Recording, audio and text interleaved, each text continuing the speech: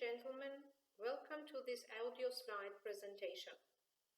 We shall be discussing the project, Finding the Smart Grid Paradigm and a New Architecture to Enhance the Controllability Associated with Future Power System Operation.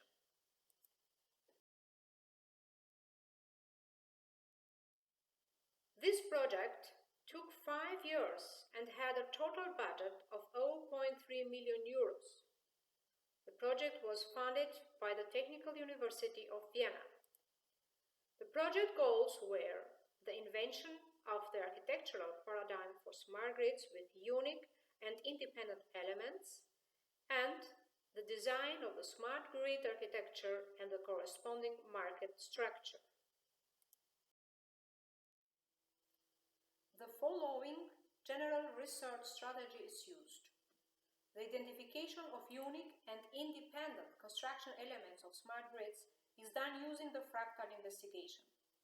The fractal pattern is the base for the definition of the smart grid paradigm. The consideration of voltage and frequency performance as well as the reliability aspects require a holistic technical treatment through a holistic model. The market holistic model is derived from the technical one. The holistic architecture and the corresponding market structure are derived from the corresponding models. The architectural paradigm for smart grids link is defined as a set of one or more electrical appliances, that means a grid part, a storage or a producer device, the controlling scheme and the interface. The link paradigm builds the cornerstone of the technical holistic model of power systems, the energy supply chain net. It is conceived in two axes, horizontal and vertical.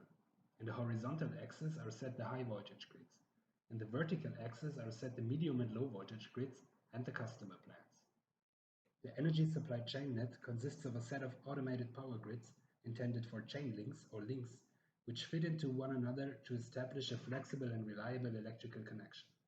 Each individual link or link bundle operates autonomously and has contractual arrangements with other relevant boundary links or link bundles.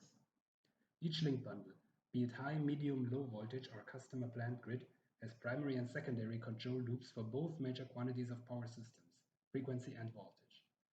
Each link bundle represents a black box for the neighboring link bundles. The market holistic model is a mirror of the technical one. Not only the TSO, but also the DSO communicates directly with the market and takes over the task of load power injection balance. Both TSOs and DSOs have the mission to facilitate effective and well-functioning retail markets. The owners of the decentralized appliances may participate into the market. The link paradigm is used as a tool to define the link-based holistic architecture. 3 architectural components are identified: grid link, producer link, and storage link. Grid links may be set up on high, medium, and low voltage level as well as on customer plant level. Producer and storage links may be connected to each grid link. Each link communicates with the neighboring links through technical interfaces and with the market through market interfaces. Small units communicate with the market through an aggregator. The embedding of energy communities is supported. Link-based architecture allows the properly launch of the demand response process in the residential, commercial and small business sectors. Let's assume that conditioned from weather and the minimal load consumption, there do exist a surplus of the electricity in the market which causes a price decrease.